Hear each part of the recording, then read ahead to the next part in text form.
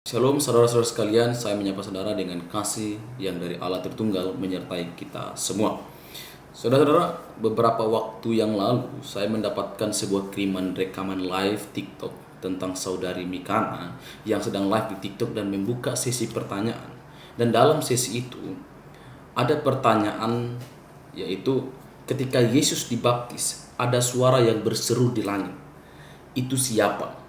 Dan dengan semangat yang besar, host yang adalah saudari Mikana menjawab bahwa suara yang berseru dari langit itu adalah keilahiannya Yesus. Jadi singkatnya, menurut Mikana bahwa ketika Yesus dibaptis dan langit terbuka, lalu ada suara terdengar dan juga Roh Kudus hadir dalam bentuk burung merpati. Itu menandakan tentang keilahian Tuhan Yesus yang adalah Allah yang Maha Hadir. Jadi ketika Allah yang Maha Kuasa itu datang dalam rupa manusia, keilahiannya tidak kosong di sorga, sebab keilahiannya itu ada di mana-mana. Pertanyaan berikutnya, ketika Yesus dibaptis, suara siapa dari sorga? Terdengarlah suara dari surga, itu roh keilahian Tuhan Yesus. Oh, jadi suara dari sorga itu juga Tuhan Yesus. Keilahiannya, ya rohnya, roh Tuhan Yesus. Di bumi, yang di bumi bukan keilahiannya. Jadi gini, bentar saya jelaskan ya. Ketika Tuhan Yesus dibaptis, datang dalam rupa manusia, terdengar suara dari surga, inilah anakku yang kukasihi, kepadanya lah aku berkenan, dan ada juga Roh Kudus dalam rupa burung merpati. Itu artinya bahwa keilahian Tuhan Yesus adalah Allah yang Maha Hadir. Jadi ketika Allah yang Maha Kuasa itu datang dalam rupa manusia, keilahiannya tidak kosong di surga. Keilahiannya itu ada di surga, ada di mana-mana, mengendalikan seluruh alam semesta, karena keilahian Tuhan Yesus adalah Allah yang Maha Hadir. Itu maksudnya, saudaraku. Nah, ini disebut dengan kesalahan dalam berpikir, atau bahasa lainnya logical fallacy, yang mana istilah logical fallacy pada dasarnya diambil dari bahasa Latin, yaitu fallacia, yang berarti deception. Nah, deception itu sendiri dalam bahasa Indonesia artinya tipu muslihat atau penipuan. Jadi dengan kata lain, logical fallacy adalah merupakan sebuah argumen yang dilontarkan oleh seseorang, tidak terbukti kebenarannya dan berpotensi menipu orang lain. Dan itu merupakan kesalahan yang dilakukan oleh Mikana. Ketika orang bertanya mengenai hal itu, bukannya memberitakan hal yang sebenarnya, tapi justru menipu orang itu dengan memberikan jawaban bahwa itu adalah tentang keilahian Yesus Kristus.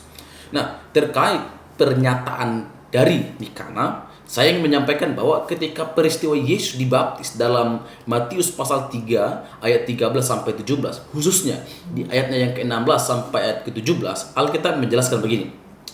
Sesudah Yesus dibaptis, Yesus segera keluar dari air, dan pada waktu itu juga langit terbuka dan ia melihat Roh Allah seperti burung merpati turun ke atasnya.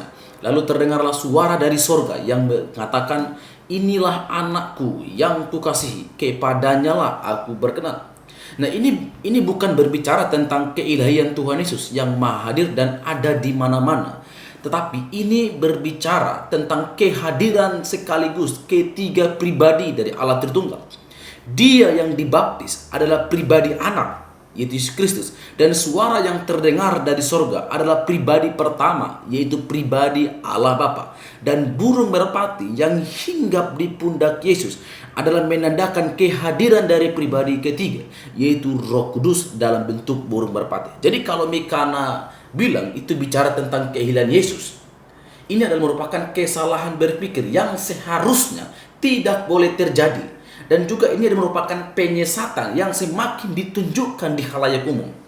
Sekali lagi, peristiwa tentang baptisan Yesus dan ada suara berseru dari surga, ini bukan menunjukkan tentang keilahian Yesus, tetapi kehadiran dari Allah Tritunggal. Karena semua orang tahu bahwa Allah itu Maha Hadir, Allah itu Maha Kudus, dan Allah itu tidak dibatasi oleh ruang dan waktu. Sekali lagi, peristiwa itu, suara yang berseru adalah peristiwa tentang kehadiran dari Allah Tritunggal di dalam satu peristiwa. Sampai di sini komentar singkat saya. Allah Tritunggal memberkati kita sekalian. Salam, Tuhan Yesus memberkati.